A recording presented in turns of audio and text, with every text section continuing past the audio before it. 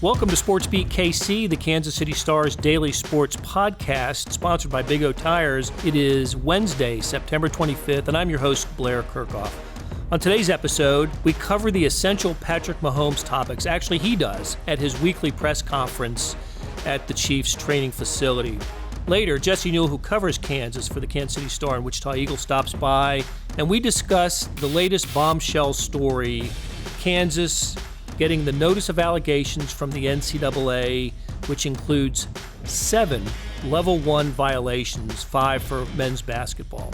All this and more on SportsBeat KC, the Kansas City Star's daily sports podcast. Patrick, do we make too much of a big deal about playing in a dome? You played in one a few times. Is there a tangible difference in things you can do better in a dome? I think other than if it's like raining or snowing outside, then I don't think it makes too big of a difference. I know when it gets out there, you still have to play football. You still have to make the throws. And I've played in it a couple times, and it just feels like just any other football game. Pat, I know you played with Darrell Williams for a couple of years now. But Did you learn anything about him in Sunday's game? Yeah, I don't know if I necessarily learned. I already knew that. He's a playmaker. He's a guy that when he gets his opportunities, he makes plays, and you saw it a little bit at the end of last season whenever he got in the game and he was ready to go after not playing really the whole season until then. And then now, him getting in, he's always prepared. He always makes sure that he's ready to go, and when he gets opportunity, he makes the most of it.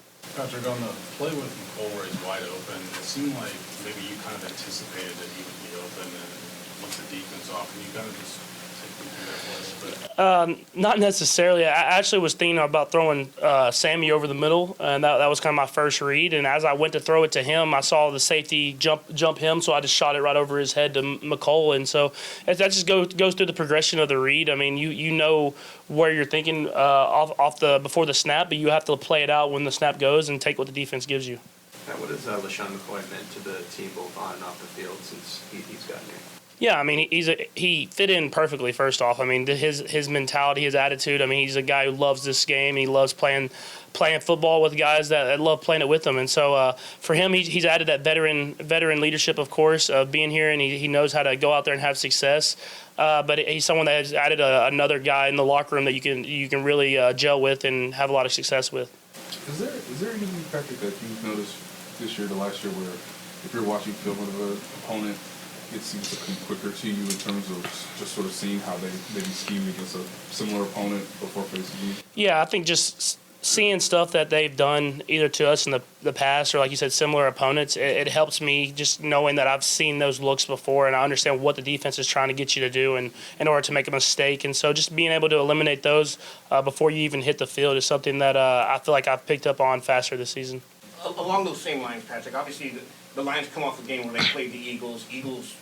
Doug Pearson coming from the Andy Reid tree. What's jumped out about you when you looked at that Lions defense and how they defended against the Eagles offense? Yeah, they played physical football. They play a lot of man coverage. They really got up in everybody's face, and then they stopped the run game for the most part. And I think the biggest thing they did against the Eagles was they capitalized on turnovers, and I think that was a big thing that they focus on is trying to get that ball out. If it's interceptions or if it's trying to strip the ball from the guys running with it, that's a big thing that they capitalize on. And so we're going to try to protect the ball and move the ball down the field. Patrick, Mecole's had 2 really big games. How have you seen him kind of evolve over the last few days? Yeah, he's getting more and more comfortable every single week. That's what happens when you're in this offense. Coach Reid throws a lot at you, and so for a while you're kind of trying to figure it out and play, but he's picking up stuff fast, not making the same mistakes, and I think the more he picks up, the faster you can see him play on the field. What's it like for you a week like this when you're studying an opponent that you haven't faced before? Everyone you faced earlier this year, you played last year. What's that kind of first look at a team like? Does it change your week at all in studying? Not necessarily. The thing with playing this opponent is, we've played the Patriots a couple times, and Patricia was there that my rookie season with the Patriots, so you're able to look back at stuff they did against us then, and then all the way to the stuff they do now versus the teams that play similar offenses that we have. And so I think just preparing that way, obviously when you get to the field, it'll be a little different, not being a team that you've played before, but I'm still preparing myself in order to have success whenever I get out there. Looking back at the tape, it kind of seemed like you were a little bit more animated and demanding of some of your offensive teammates. Is that a comfort thing, or just where are you at as far as, is that something you developed over the year now, feel comfortable maybe this year instead of last year? Just where did that come from? Yeah, I mean, you just want to have success on every single play, and that's something that I think we have as a team is we hold each other accountable. It's not just me saying stuff to those guys. I mean, they'll say stuff to me if I do something wrong, and if you have that type of chemistry and you can talk to each other in that way and still respect each other and still love each other, then that's when you get the best out of each other. Pat, you talked about Hardman's touchdown after the game, and you called it the Tyreek effect. So when you threw the ball, you knew that was 6? Yeah, once he got it in his hand, I knew there was a pretty good chance he was getting there. So, I mean, he's a fast guy. He plays really good with the ball. He gets the ball in his hand. So just trying to get the ball to all those guys, and usually when they break it, it's pretty much all over. The Lions have a guy who I think you two had an issue when you were in school, when you played in college. Are you guys good now, or do you anticipate any problems with him on Sunday? Yeah, I don't know if it was an issue. I mean, he just kind of knocked me out, but he's a great player, Quandre. I'm actually friends with him now, and it's something where in the heat of the moment there might have been a little issue, but I mean, when it comes to football, I mean, we're still the guys that come from Texas that love playing this game. It seemed like there was some stuff on Twitter after that. Yeah, but that's just a rivalry. I mean, it's Texas versus Texas Tech. I mean, we get to beat them every now and then, so whenever we do, we like to puff our chest out a little bit. Ben asked you about this earlier, but it's a big national push about you in the Dome. Is there anything that you'll change preparation-wise now that you're playing and not outside for the first time as a pro? No, not at all. I mean, we practice inside, and I've played a few games inside before, and we played the preseason last year inside. So, I mean, you just prepare like if it's any other football game, and I think that's how you do regardless if you're in the Dome, if it's snowing, if it's raining. You just have to make sure that you're ready to have success with whatever the elements or the circumstances are. Do you know any difference? Do you see any difference from your receivers, from the hunter? I mean, they're always fast. So, I mean, I don't know. They might be a little bit faster, but, I mean, it's hard to beat the speed they already have. Patrick, what do you remember 5 years ago, June, when you got drafted by the Tigers? I know you tweeted out that you're going to Lubbock, but what was that night like? Yeah, it was cool. I was actually already in Lubbock when I got drafted, and they called me and congratulated me. They pretty much knew that I was going to play football at that point, but it was still an awesome opportunity to get that. I don't know, you say accomplishment of having that my whole entire life, and I appreciate them for giving me that chance. And how was the concert-going experience on Sunday night? No, it was cool. I had been in touch with those guys before, and to see them in concert, I mean, it was awesome. They were going hard the whole time. I probably couldn't hear for the next day, I guess, because it was so loud. But I mean, those guys have had a lot of success for a long time now, so I was glad to be a part of that. Patrick, how hard is it to do that on the day of a game? I mean, were you pretty wiped out? Yeah, I mean, but it's a little bit better when you win. So I might have not made it there if we'd have lost the game, but since we won, I was still in a good mood. If you had to start a boy band with some of your teammates, who would it be and why? I mean, obviously Travis. I mean, he's the lead singer. He's the guy that gets everybody going. And then I don't know, Brashad Breeland maybe. So someone like that. That part about the Jonas Brothers, we asked that specifically for Kathy Liu, our producer, who was all agog when she heard about Patrick Mahomes attending the Jonas Brothers concert Sunday night at Sprint Center. Hey, we're going to take a break and be back right after this.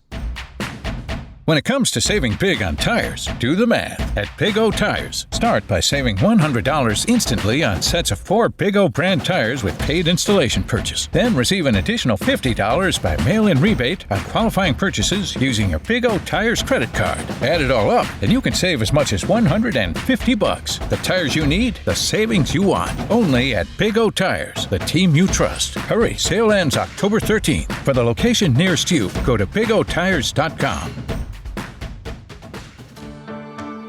Hey, it's Blair. Hey, we have a special subscription offer for SportsBeat KC listeners, unlimited digital access to the Kansas City Star's award-winning sports coverage. Sign up now for 1 year of Sports Pass for access to all the sports news, features, and columns we have to offer. And it's only $30. That's a 40% savings off our regular rate. For your convenience, your subscription will automatically renew after the initial term at $50 unless you tell us to cancel. A lot of subscription services won't tell you that. They'll just sneak it on there. We just told you. Your subscription helps support the sports coverage of kansascity.com and the Kansas City Star. Please visit kansascity.com/SportsBeatKC offer to get this special offer. And as always, thanks for listening. I'm reading the front page of Tuesday's Kansas City Star, stripped across the top of A1. KU accused of major NCAA violations, plan to fight. Jesse Newell, your name is at the top of this story, Dateline Lawrence, and it is a major story involving the Jayhawks, one that we knew was coming. It's not a surprise. In fact, I think Kansas probably had it over the weekend, and we got it on Monday. But you broke it, and you reported Friday that it was coming. So here it is, and it's not good for Kansas. Not good news. I'll just go over a couple of the highlights here that you reported, and it involves level 1 violations that are the worst on the punishment matrix. The worst of the worst. Yeah, those lead to the most severe punishments in the NCAA, and of course Bill Self and Curtis Townsend are involved in this as well.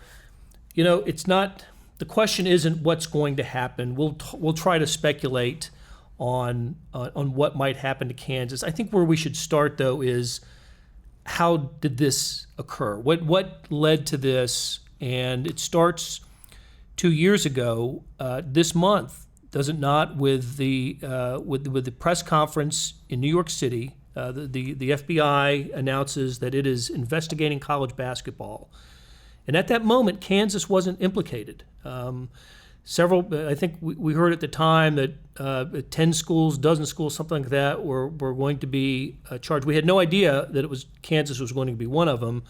Eventually, Kansas was, and on this day, it seems that Kansas is front and center in the college basketball scandal and stands to lose as much as any program in the scandal. Yeah, I mean, there's a lot to unpack here, obviously, Blair, and there's a lot of different threads to pull on, and a lot of I've heard tributaries that it goes down with this announcement, but very clear. How you view this, it depends on your school loyalty. How you view this depends on whether you are a KU fan, a K-State fan, a Duke fan, a Missouri fan. The rest of the nation outside of our little bubble, the bubble that I live in Lawrence, I guess, and see with KU fans on Twitter, I think have a very different reaction to this than KU fans do. But the bottom line here, more than anything, and people asking me today, like, what does this mean for Kansas? It's bad news. I mean, there's really no way around KU. Even with a best-case scenario, it's going to be bad news for the basketball program, which means so much to so many people. But as you mentioned, this does seem to be part of an overall landscape of college basketball that an undercurrent is happening in this game, and yet even though it's happening in 26 different rooms or 52 different rooms or 352 different rooms, the light got turned on Kansas. And so the NCAA is coming very strong with these level 1 violations and saying, look, somebody else might be doing it. But the text messages, the wiretaps, the things that came out in trial, those relate to Kansas. So I think that's a difficult pill for a lot of people to swallow. In some ways, it's just KU sort of being unfortunate in this whole matter that they were the ones being wiretapped. But there is no way to paint this as anything other than bad news for Kansas, because even in the best case scenarios that we can think of, those still end up with major ramifications for this basketball program. There doesn't seem to be any disputing evidence against Kansas. The dispute might come in the interpretation of the evidence against Kansas. Is that a fair assessment? I would say so. And you read very forceful statements, and I think that's maybe a place to start with this, is that Douglas Girard, the chancellor, Jeff Long, the athletic director, Bill Self's 2 lawyers, Bill Self himself, all came out. A lot of times with NCAA cases, and you know this as well as anybody, Blair, covering college basketball and college athletics for as long as you have, it's a self-policing organization. So the purpose of it basically is, if you have wrongdoing, you're supposed to report the wrongdoing, self-report it, come, begging the NCAA saying, we're going to report this, we're going to self-report these violations, and please, we're going to give this punishment, please accept it.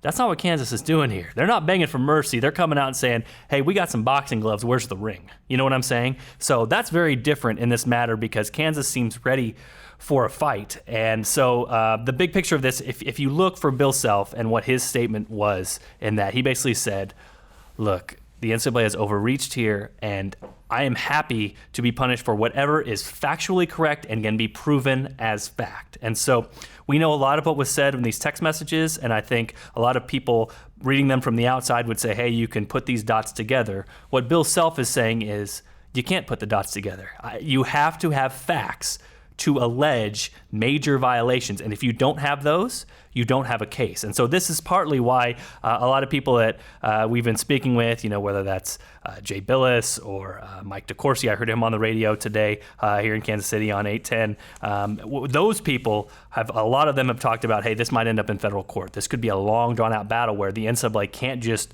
levy its own rules and be safe with it because, again, Kansas is ready to fight this to the end. They're not just going to accept a punishment, they're going to fight the punishment. And so I think that is sort of where you're at with this case, is that is the NCAA in good enough standing? Are they in good enough place here to prove those allegations that they made in the notice of allegations against Kansas and have that hold up in a court that is outside their jurisdiction? That might be what we face here down the road. This might not be a story that goes away anytime soon. A lot of the evidence that the NCAA has is provided by the FBI. Yes. That makes this different than a typical NCAA case. It is the result of wiretapping and other FBI interviews, testimony. That, to me, that suggests less wiggle room or less to be left open to interpretation. And I guess that doesn't bode well for Kansas, than it would be if this were a typical NCAA brings its investigative team onto the campus and starts asking around. I liked what you said earlier and agree that it is analogous to Kansas putting on the gloves and getting in the ring, but I think the NCAA is in the ring with its gloves as well. Yes, and that's the NCAA has a lot at stake here also. I mean, they have. The NCAA's reputation is on the line. The NCAA's power structure is on the line here. They have, 7 level 1 violations, 5 against the basketball program and 2 against the football program. That could, if Kansas doesn't defend itself, that adds up to, a lot of punishment for one university. I think Kansas felt like it had to match, it had to come out aggressively on this. Yeah, and basically what you're looking at is the NCAA, I don't know if I should say chose Kansas, but this is a major moment. I mean, this is a big moment in the NCAA history, because if this doesn't hold up for the NCAA, if they find rulings against Kansas and whatever higher court decides, no, Kansas doesn't have to go with that, or that's not a just ruling, the NCAA loses a lot of power. And so you kind of have to go into this thinking, what are the ramifications? And I'm sure the NCAA has done that with this, but once again, as you mentioned earlier, Blair, because there are wiretaps, because there are text messages, because there is actual documentary evidence here, I think the NCAA feels better about this case than maybe it would have previously, when it sort of had to even put more pieces together to come up with a case against certain universities. And we can talk about the North Carolina, academic fraud, where, hey, that really didn't end up in the NCAA's purview because it was more of an academic issue. I mean, this is sort of wheelhouse NCAA here. This is Adidas representatives now being classified as boosters that are working on behalf of the athletic program to bring recruits in and pay families, those sorts of things. So if they can't hold up on this one, they're going to have a lot of trouble holding up on ones in the future. So this is just kind of a fascinating case, because if this one goes down for Kansas and Kansas gets all these sanctions, well, guess who's next?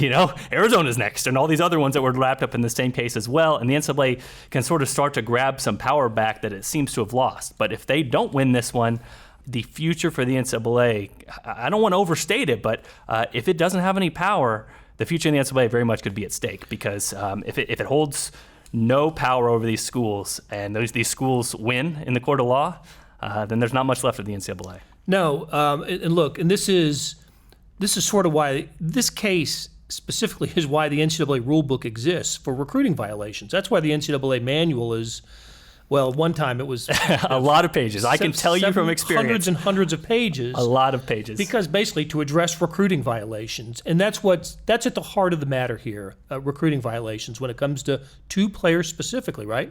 Yeah, Billy Preston and Sylvia DeSosa, even though they were redacted in the document, those were who got brought up at trial, and those were obviously the ones that were listed in the notice of allegations here. Now, there's some other ones in there. They mentioned the DeAndre Ayton part, where TJ Gassnola had said he let Bill Self down because he hadn't gotten Ayton to go to Kansas. And it also seems Zion Williamson as well made an appearance in there, because we know about the Curtis Townsend text messages to say, allegedly he would do what it took to get Zion to campus, or potentially would look into that. Again, all open to interpretation, because I'm sure that lawyers will look at that and say, hey, well, that doesn't mean exactly he would do it. It just said he potentially would look into things, and that doesn't mean money, all those sorts of things. That gray area is where Kansas stands right now. I mean, they're saying, look, come prove it. Come prove it. And that's going to be the lawyer's stance here, is that, like, I don't care if it looks like something. I don't care if it seems like something. I care what it is. And if you can't prove what it is, then you don't really have a case. Now, that's how it works in court. That's how it works in the real world. Does it work that way in the NCAA? I'm not sure. And if it doesn't, and KU gets all these sanctions, then, again, we might have a higher court that has to take a look at this. I'll tell you what I think about, Jesse, when I consider this story and in the situation that Kansas is in. We mentioned 2 years ago the FBI just surprised the sports world by announcing that it was investigating. It had spent the last previous years wiretapping and digging into the dirty underbelly of college basketball. So from that, the NCAA decided to, Mark Emmert, the NCAA executive director, decided to get tough. Created the Rice Commission, the Condoleezza Rice Commission, and that group put together a list of changes, suggested changes, which the NCAA accepted, and some of those are creating more opportunities for student athletes, but also kind of clamping down and trying to rid college basketball of outside influences that aren't that are financial in nature and not parental or coaching in nature. So we see some of that now in NCAA sanctioned summer basketball leagues. One of them's at Wichita State this summer, right? So the NCAA has for the last couple years wanted to appear and then start acting tough and cracking down on the culture of college basketball. This, to me, is the story that's out front for the NCAA. That we spoke earlier, the importance of this to the NCAA. We know it's important. It's the most important thing for Kansas. More than half of Kansas's athletic funding comes from men's basketball, one of the very few, right? But it's that important to the NCAA. I'm not saying to make an example of Kansas, but to prove that it can talk the talk, walk the walk as well as talk the talk, and all it's done in the last 2 years to kind of take back college basketball from the street agents, the apparel folks, that there's teeth in that, and we'll see. Look, maybe some of that hinges on the outcome of Kansas, but. That's what I think about when I consider this case and whatever's coming against in Louisville or Arizona and others. Yeah, I was going to say teeth is exactly the way I would put it. Does the NCAA have teeth? This is going to say yes, or this is going to say no. And I'd be remiss if I didn't talk about, Blair, some of the major ramifications too here for Kansas. So we talked about this. This will most likely not affect this basketball season because right. this I was going to ask you about the timeline. This takes a long while. 90 days for KU to respond, 60 days for the NCAA to respond back to it. Then they set up a hearing. So this year's season most likely not impacted, but what it will impact is recruiting. KU, I think, has already seen some of this in the last couple of years, as we've seen KU.